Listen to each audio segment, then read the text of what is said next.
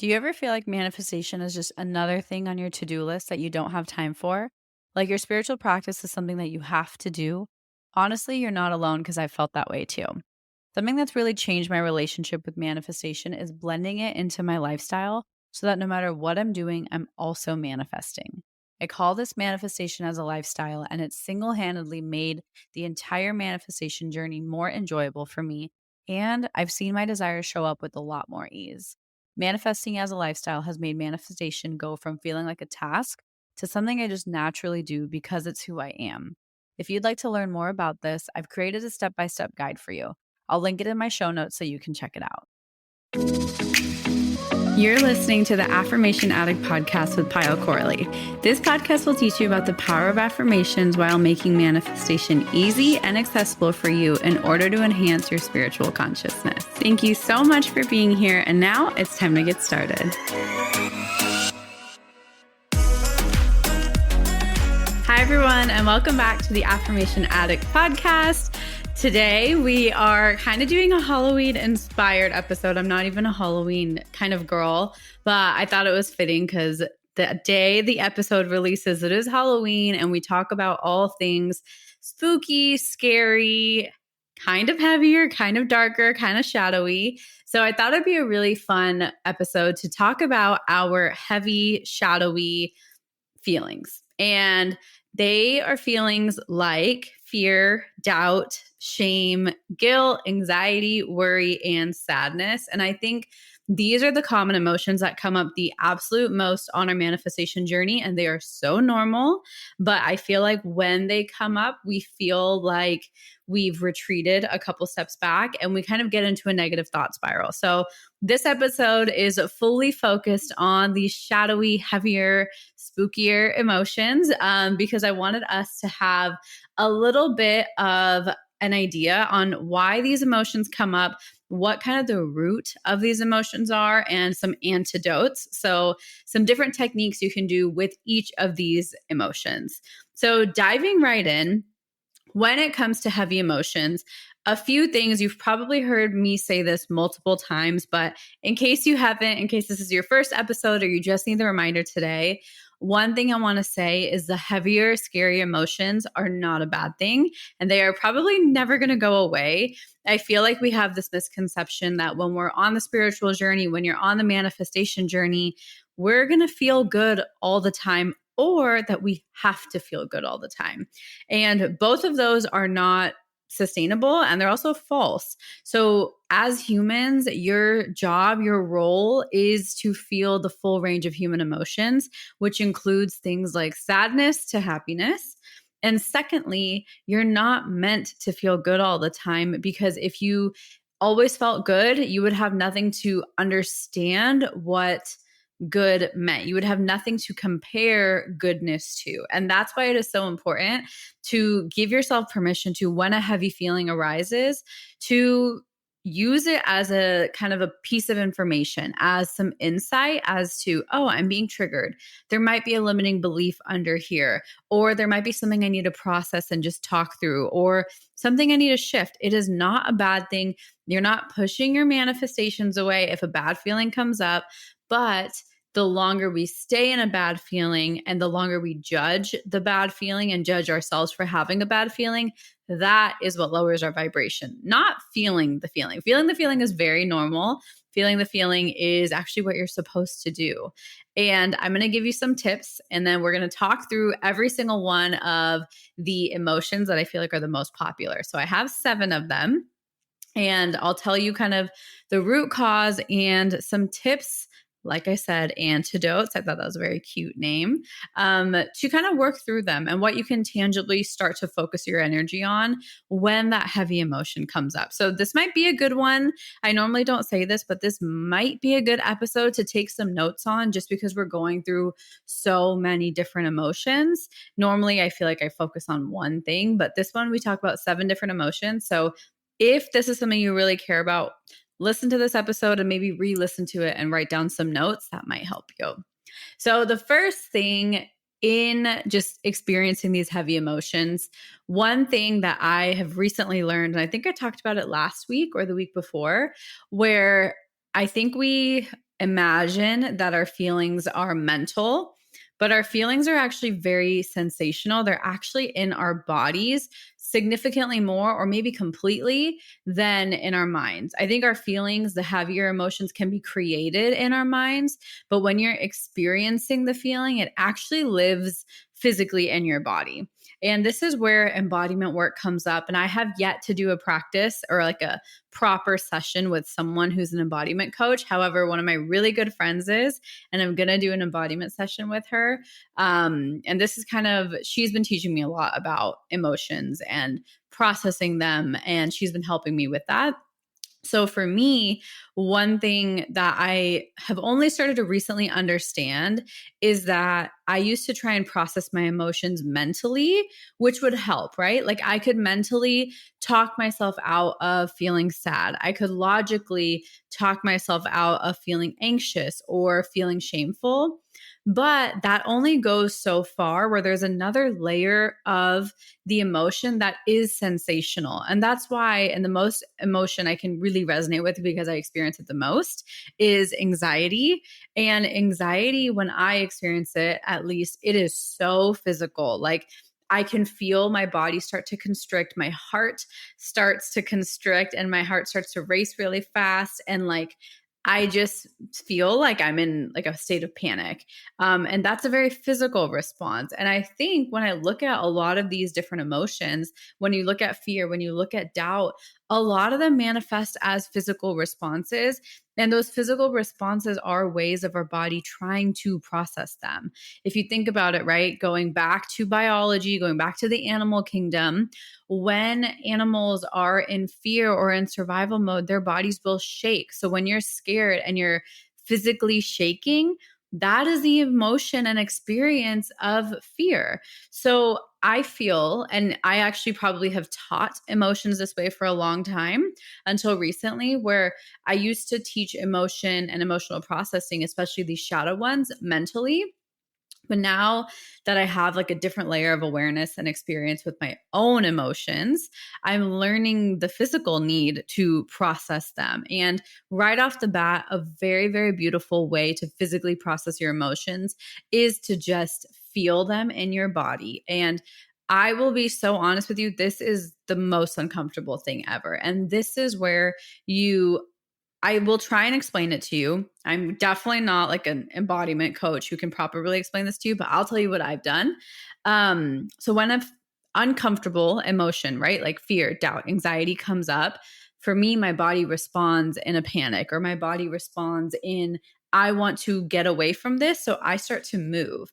And I definitely talked about last week, where when I feel like I don't want to feel a certain way, I try and avoid or move so I can regain control, instead of just sitting with that emotion and letting it arise through my body. And I've been practicing doing that as my emotions come up. And the very interesting thing is your emotions most of the time really only last 90 seconds. So if you think about it, how much action and how many decisions have you made to avoid a heavy emotion? And how long have you drawn those out, rather than if you could help yourself sit through that uncomfortable feeling physically for about 90 seconds to 2 minutes? And that's what really helps me pass the discomfort as time goes on. So, example, when I'm noticing anxiety, right, I can feel my body start to constrict. Usually I will direct my mind elsewhere. I will do something elsewhere, and that helps. However, one thing I'm also learning is there's a level that can help. And then there's a deeper level where you actually want to let yourself feel the emotion, because you don't want to avoid the emotion. You want to process it. You want to feel it rather than just suppress it. And suppressing it versus kind of trying to heal it can look very similar, but there's such subtle differences. And one way to know if you're actually processing the emotion is if you're letting yourself feeling it, if you're letting yourself acknowledge and embrace even the heavy emotions. You might be having the question, Pyle, if I'm sitting and embracing all my heavy emotions, I would be in a negative state all the time. Trust me, I thought the same thing when I started learning about this, but Like I said, your negative heavy emotions last only 90 seconds, approximately. And we as humans tend to try and avoid these heavy emotions because we hate feeling heavy and uncomfortable. So we live our lives almost like dodging these emotions, when if we could sit with it, it's about 90 seconds and you can move past it. It's so weird, honestly, to do, because that's not what we're taught, right? We avoid feeling hurt. We avoid feeling scared. We avoid feeling guilt. We avoid feeling shameful and doubtful. Like, we do things to actively not feel these feelings. So when they do come up, we don't know what to do with them. So feeling them and processing them is a way and a means for you to transmute them, and it will not lower your vibration. It will not impact what you're manifesting. It will actually only help you because you're becoming more open. You're releasing, you are creating space, because even if your mind might not feel an emotion and you have not processed it, your body will store emotions. This is where dis-ease comes in the body. All of these heavy emotions are a form of stress, and stress creates stress on the body. And if you look at kind of a holistic or alternative sort of medicine, even traditional medicine, like kind of doctors and stuff, they will say that one of the biggest ways to help yourself heal from crazy diseases like cancer, etc. And this is not all inclusive. However, it is a very big driving force, is that stress that we put on our bodies creates dis-ease, and stress can manifest as fear, doubt, shame, sadness, anxiety, worry, guilt, all of these emotions.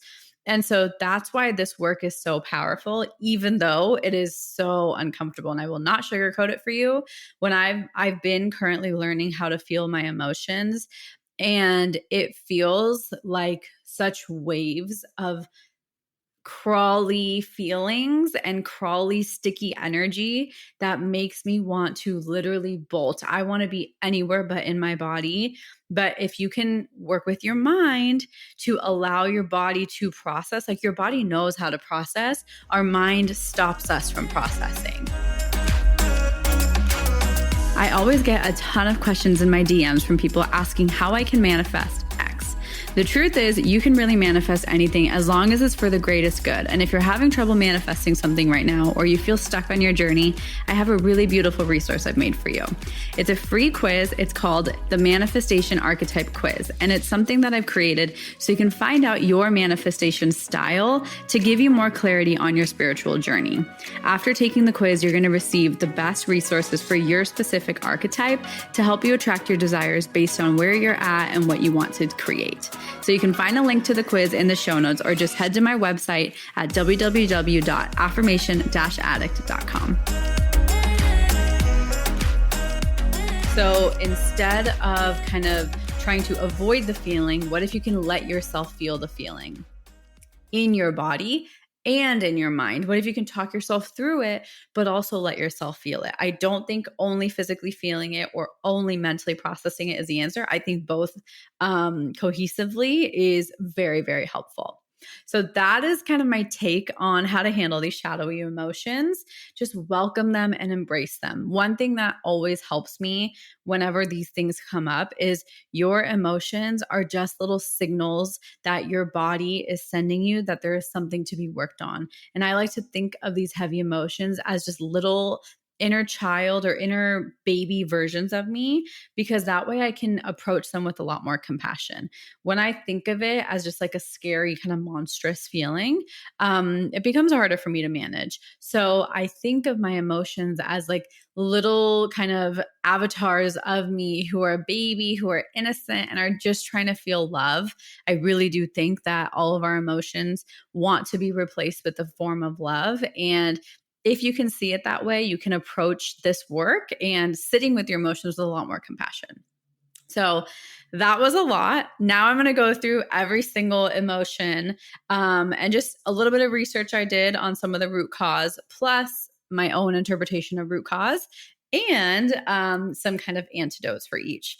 So fear, I think this is a huge one. I think we think of fear, and I think there's fear of failure, and I also think there is fear of success. I think fear is probably the biggest one. And I think we immediately associate fear with like phobias, right? Like I get scared in elevators, but I think there's fear of abandonment. There is fear of not being good enough. There is fear of getting hurt. There is fear of death. There is also fear of success. There's also fear of people you love not loving you when you've changed. There's so many versions and iterations of fear, millions, that I know that we all have at least one version of a fear that hasn't come up yet and that we have to work on. So maybe you feel like you're fearless and you're very adventurous and you love going skydiving. That's one version. But there's so many other versions of fear that are emotional fears, that are kind of success or milestone based fears, or familial or relationship based fears. There's so many types of fears, and it's natural, right? So fear is actually a survival mechanism. It is very evolutionary. It is kind of like when we feel threatened, we optimize and we respond by feeling fear, because feeling fear keeps us away from that threat. Because if we were fearless, we would constantly be putting ourselves in dangerous situations. So creating fear is a biological response to protect you. But a lot of the things we're scared of in today's world, we do not actually need protecting from. We need strength and awareness to realize that we're not that fragile. So a very quick way I actually respond to when I'm feeling fear is just reminding myself, like, this is a biological response. I really don't have that much to be scared of, and reminding myself that I am safe. Like, I have a very underlying fear of success, and I've noticed it as my business has grown. I've noticed myself stop myself from growing. I've noticed lots of different layers where I will speak in the past tense because I'm working through it, where I had a really big fear of success. And one thing that an affirmation I created for myself was, it is safe for me to be successful. So whatever fear that you start to identify, my tip for you, a quick antidote, is reminding yourself that you're safe if the opposite happens, or even if the fear happens, even if it's a good kind of fear. The next one is learned fears.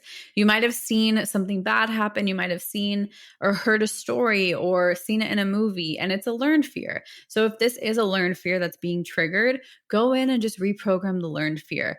Ask yourself where the root cause is. Ask yourself who told it to you. Ask yourself if it's 100% true all the time. There is a reprogramming like journaling prompt that I take myself through often. And I think it's in my app. So if you want to go through that, go ahead and go through that. It's a really easy way for you to kind of mentally challenge your beliefs. The next emotion is doubt. I think doubt is very much so rooted when things cannot be explained, when they defy logic, very against our left brain. I think we really start to feel a lot of doubt when it's unrealistic. So the antidote for that one is, think of times where things worked out without it being realistic. I have so many examples of things working out in a way where I couldn't have fathomed, where I couldn't have planned it. Logic was fully defied. And I'm sure you have at least one moment, even if it's a simple moment of you thinking of someone and them calling you in that moment. That's pretty mystical, and that works out in a very interesting way. So think of those little moments as ways to kind of poke holes in your emotion and reminding yourself that, hey, I don't actually have to feel this doubt, or doubt isn't that scary. The other thing with doubt is it can be rooted in a lot of lack of self-confidence, self-trust, or self-esteem. I've noticed I feel doubt when I don't trust myself to go through it. And the antidote for this one is working on your self-confidence, working on your ability to trust yourself to handle and be resourceful in situations where you don't know.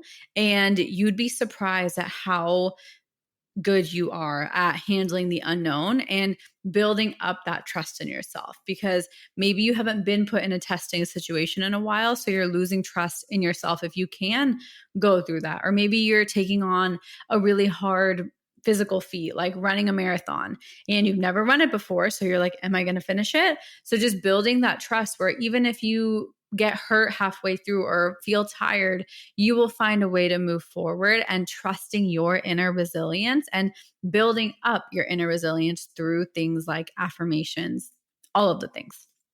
The next one is shame. This is a big one I've been feeling recently, actually. So it's so interesting because I think shame is rooted in two things. One is a societal and cultural need to fit in. We feel shame, and biologically we go into tribes. You'll see this constantly. In high school we have cliques. In the world we have different categories that we club into, whether it's our gender, whether it's our faith, whether it's our politics, whether it's the country we're from or the sports teams we're in. We have a tendency as humans to group into similar environments based off of these common interests or common belief systems. And so I think shame comes from when you're starting to go against one or many of the kind of groups or identity layers that you've put yourself in or that you've been familiarized to.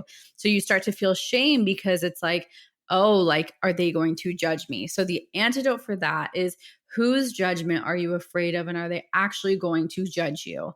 One thing for me is, once again, fear of success, shame of success. Like, I get very uncomfortable when people in my life listen to my podcast, like people who I'm friends with or my family members listen to my podcast or buy my products or engage my products. Like, I cannot handle that. It makes me so embarrassed and shameful. And it is in a root of like, I'm doing something that nobody else in my life is doing. And I'm nervous that they'll have so much to say. And I'm nervous that I'm not fitting in. I know I'm already not fitting in, but I don't always talk about what I do because I get nervous of the judgment. And the way I talk myself through it is, why am I afraid of their judgment? Whose judgment am I afraid of? And just working through those emotions. The next one with shame is, the other thing is, you might be crossing your own moral or ethical belief systems or boundaries that you've set for yourself. And I've experienced this too, where I've done things that I'm not the most proud of, but I wanted to do them and it was important to me, and my values weren't being crossed. It was the values that everybody else put on me. So identify, once again, the grain that you were going against. Identify what boundary are you crossing. Identify what are you doing differently that you feel like you shouldn't be doing, because that's where shame comes from. It's very embarrassment, humiliation coded.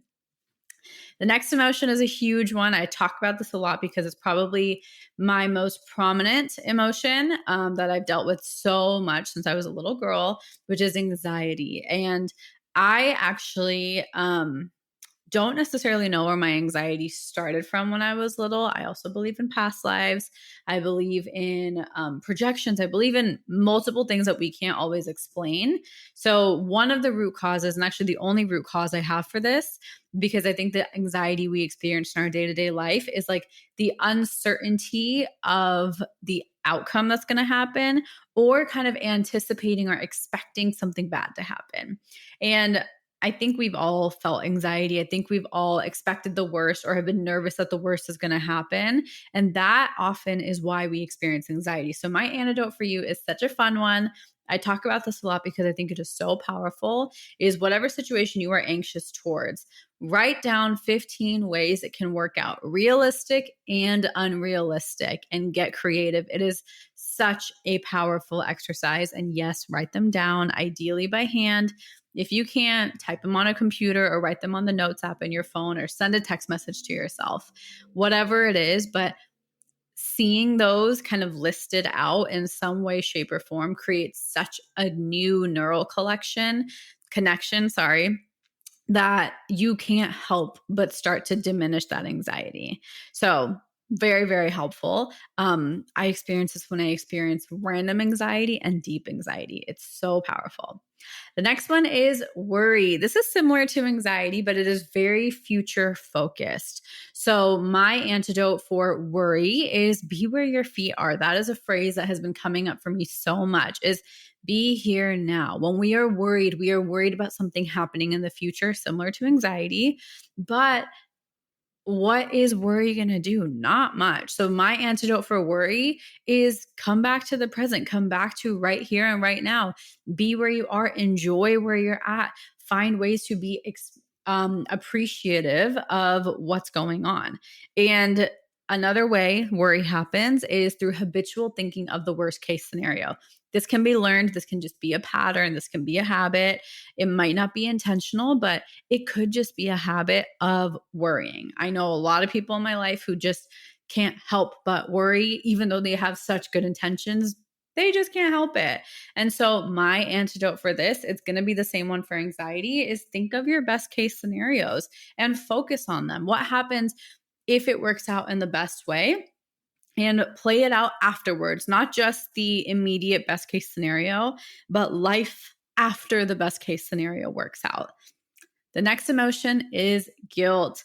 This is similar to shame, but one of the reasons we feel guilt is if you're crossing your own moral code or your own or society's moral code, and that can be a lot of pressure. So identify and check if it's actually a value or a kind of a belief of your own that you have broken, and work through that first. Because if it's not your own belief and you're feeling guilt and it's just like an expectation, that becomes kind of a root of people pleasing. And we're trying to make sure everybody else feels good so we can fit in. So if it is your own moral code that you've broken, you already know how to work through that, which I talked about. But if you don't know if it's your own or society's, then work through people pleasing. Like, why am I trying to fit in?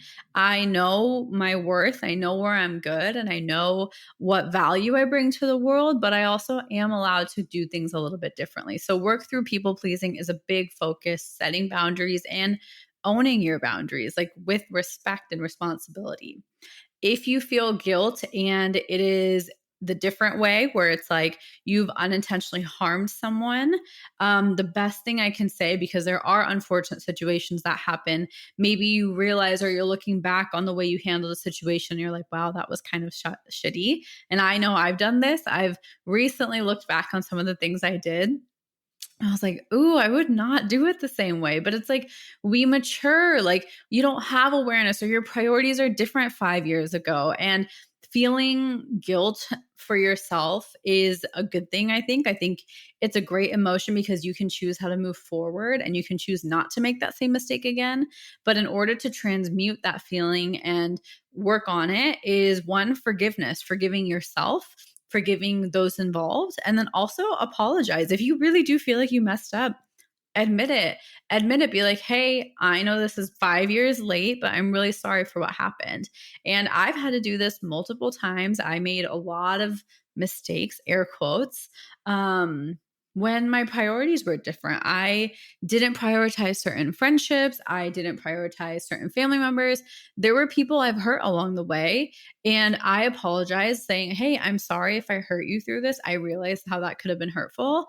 And I'm sorry. And I hope you can forgive me. And then also forgiving yourself, because you were 99.99%. All humans are doing the best that they can. They're doing what they think is the best thing possible. And if that person can't forgive you, that's okay, but you can forgive yourself. And that last emotion is sadness. Usually, sadness comes due to a trigger, right? Whether it's loss, whether it's like the death of someone you love, whether it's feeling grief through someone who's really hurt you, maybe it's heartbreak. Sadness is a very deep, depth, soul kind of opening emotion. And I've only felt true sadness a few times.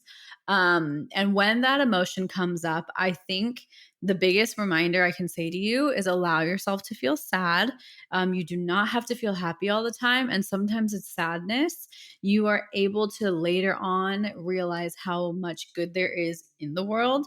But feeling sad can be a beautiful blessing that something or someone was so good that it allowed you to feel sad.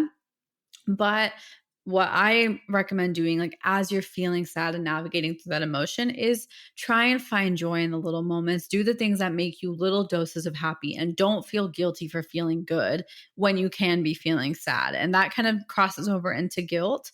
And so ask yourself, how do I make peace with what's going on and how I'm feeling, while also being able to feel multiple emotions? It is such a complex emotion, and allowing yourself to feel and be in the complexities, where in one moment you'll feel so happy and in one moment you'll feel so sad and hurt. That's okay. Be very gentle with yourself when you're experiencing sadness and even guilt. And then move forward with gratitude. There's always one thing we can be grateful for, whether it's your breath, whether it's the sun rising, whether it's clean water to drink, or go deeper and go specific. But these are the ways I recommend transmuting all of these emotions, from fear to sadness, from doubt to anxiety, and shame to worry.